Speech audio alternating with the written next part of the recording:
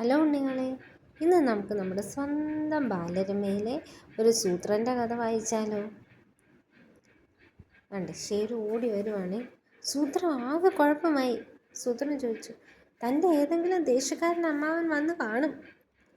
അമ്മാവനല്ല, അമ്മാവൻ്റെ അമ്മാവനാ വന്നത്. ശരി പറഞ്ഞു. അമ്മാവനേക്കാളും ദേശക്കാരനാ, പ്രായവും കൂടുതലാണ്. അപ്പോൾ സൂത്രൻ പറയുക, സ്വാഭാവികം, അമ്മാവൻ്റെ അമ്മാവനല്ലേ, പ്രായം കൂടുമല്ലോ. ഹഹാ. ശരി പറഞ്ഞു. ഇഷ്ടപ്പെടാത്തത് കണ്ടാൽ അപ്പോഴേ വഴക്ക് തുടങ്ങും. അപ്പോഴും സൂത്രൻ പറഞ്ഞു, സ്വാഭാവികം, ഇഷ്ടപ്പെടുന്നത് കണ്ടാൽ വഴക്കിൻ്റെ കാര്യമില്ലല്ലോ.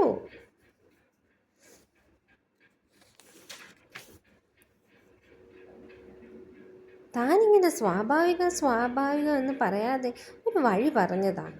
വഴിയോ? അതെ, അമ്മാവൻ്റെ അമ്മാവനെ ഒഴിവാക്കാനുള്ള വഴി. എന്തെങ്കിലും സൂത്രം പറഞ്ഞ് അങ്ങേരെ മടക്കി അയക്കണം. അപ്പോൾ സൂത്രം പറഞ്ഞു, അതിന് വഴിയുണ്ട്, താൻ വാ. അങ്ങേർക്ക് നല്ല പ്രായമുണ്ടെന്നല്ലേ പറഞ്ഞത്? നല്ല പ്രായമാ, പക്ഷെ സ്വഭാവം നല്ലതല്ല. അപ്പോൾ സൂത്രം പറഞ്ഞു, പ്രായം, അവശത, വിശ്രമം നമുക്കാരാ ഇനി പിടിക്കാം. അവർ രണ്ടുപേരും കൂടെ അമ്മാവൻ്റെ അടുത്ത് ചെന്നു. സൂത്രം പറയുക, നമസ്കാരം, അമ്മാവൻ വന്നിട്ടുണ്ടെന്ന് ഷേരു പറഞ്ഞു. അപ്പോൾ ഷേരു, അമ്മാവൻ്റെ അമ്മാവനാ സൂത്ര വന്നിട്ടുള്ളത്. അപ്പം അമ്മാവൻ്റെ അമ്മാവൻ ചോദിച്ചു, നീ എവിടെ പോയിരുന്നു ഷേരു? സൂത്രം പറഞ്ഞു, എന്നെ കാണാൻ വന്നതാ, അമ്മാവന് ക്ഷീണമാണെന്ന് പറഞ്ഞു. ഞാനങ്ങനെ പറഞ്ഞു? ഷേരു ചോദിച്ചു. ഉണ്ടാതിരി, സൂത്രം പറഞ്ഞു.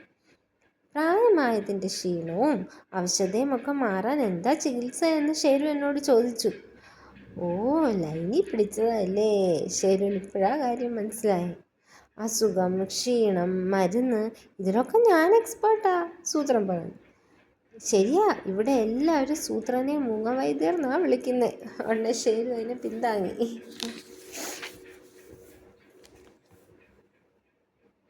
തന്നോടല്ലേ പറഞ്ഞത് മിണ്ടാതിരിക്കാൻ? സൂത്രൻ ഇപ്പോൾ ഷേരുവിനോട് രഹസ്യമായിട്ട് പറഞ്ഞേ. ശരിയാ, ക്ഷീണമുണ്ട്, തനിക്ക് ഇതേപ്പറ്റിയൊക്കെ അറിയാമോ? അമ്മാവൻ ചോദിച്ചു.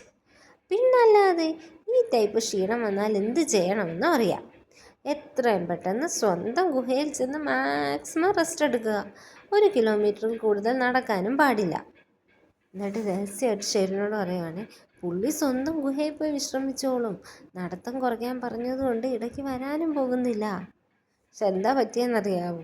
അമ്മാവൻ തിരിഞ്ഞ് ഷേരുവിൻ്റെ ഗുഹയിലോട്ട് നടന്നു. എന്നിട്ട് പറയുക, നടക്കാൻ പാടില്ലെങ്കിൽ ഞാനിനി ഇവിടെ അങ്ങ് കൂടാം. എൻ്റെ ഗുഹയിലെത്താൻ ഇവിടുന്ന് 3 കിലോമീറ്റർ നടക്കണ്ടേ. പ്ലിങ് കണ്ട് രണ്ടുപേര് സൂത്രനെ ഷേരുവിനെ കണ്ടോ, അമ്പടാ കിടി പറ്റി.